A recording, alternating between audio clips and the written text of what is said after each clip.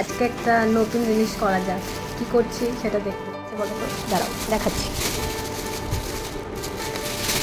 এই লাইফে ফার্স্ট যেটা হচ্ছে কুলোর ওপরে আমি ড্রয়িং করবো।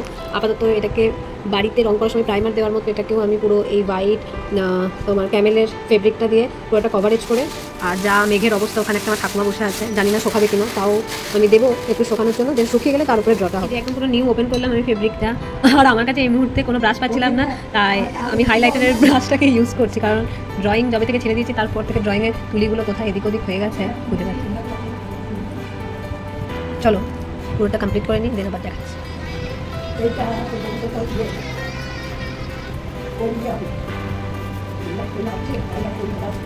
কি কাজে লাগবে না লাগবে সেটা পরে দেখতে পাবো, আপাতত দেখো এটা কিরকম হচ্ছে ড্রয়িংটা, বুঝলে? কিন্তু আমি বুঝতে পারছি না একটু রোদ ওঠে সেটা হচ্ছে, তাই শুকাবে কিনা ঠিকঠাক।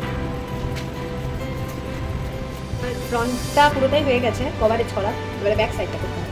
অনেক ফেব্রিক ছিল না, তো তার জন্য বাবাকে দিয়ে আনালাম, আর এই একটা তুলি, কারণ তখন আমাদেরকে বললাম তুলি সেখানে নেই আমার কাছে। এই ডিফারেন্ট কালারের একটা ফেব্রিক, আচ্ছা এটা হচ্ছে লাইট কুইন, এটা হচ্ছে ক্রিমসন রেড কালারটা, এটা ক্রিমসন, একটু হোয়াইট, এটা হচ্ছে লেমন ইয়েলো, আর এটা হচ্ছে অলমোস্ট স্কেচটা প্রায় হয়ে গেছে।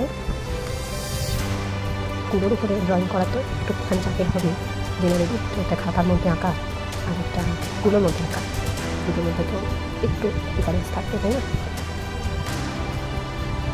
তোমরা কতটা দেখতে বা বুঝতে পারছো, আমার মেন থিমটা কিন্তু ড্র করা হয়ে গেছে। তো ইয়েলো আকার ঠিক না, এটা হচ্ছে মেন ইয়েলো আর কি।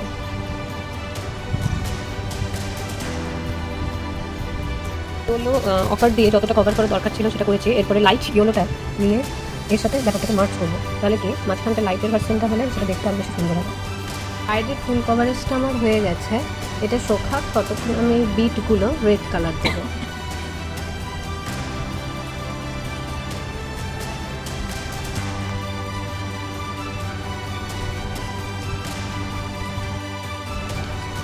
আমার বাইরে এবারে এই যে মূল দুটো বডি যে দুটো স্ট্রাকচার আঁকা হয়েছে, এটা স্ক্রিন কালারটা আমি করবো, তার জন্য আমি এখানে নেবো হোয়াইট, ঠিক আছে, যতটা হোয়াইট নেবার, সামান্য রেড, আর যেহেতু আমাদের গায়ের কালার তো এরকম দুধে আলতা হয় না, তাই ব্যাপারটাকে একটু ইয়েলোইস ভাবানোর জন্য একটু ইয়েলো আর একটু সাদা মেশাতে হবে, ওর জন্য আর একটু সাদা দিলাম। যতক্ষণ না কালারটা ঠিক গায়ের মতো আসছে এটাকে মার্চ করে মিক্স করে ঠিক করতে হবে।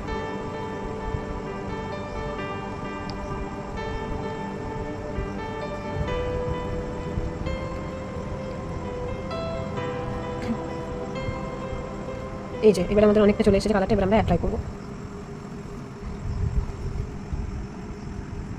এসেছে তো?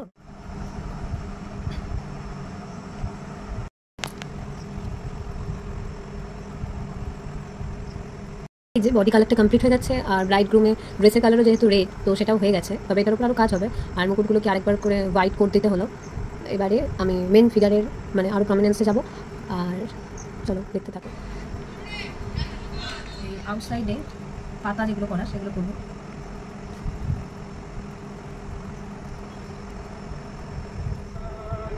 আউটসাইডের এই পাতাটা হয়েছে, এবারে আমি ডিপ গ্রিন দিয়ে করবো এর উপরে। আউটসাইডে ডিজাইন হয়ে গেছে, একটা পাতা পাতা টাইপসে রেখেছে, তার মধ্যে মধ্যে আকাশি কালারের ছোটো ছোটো ফুল।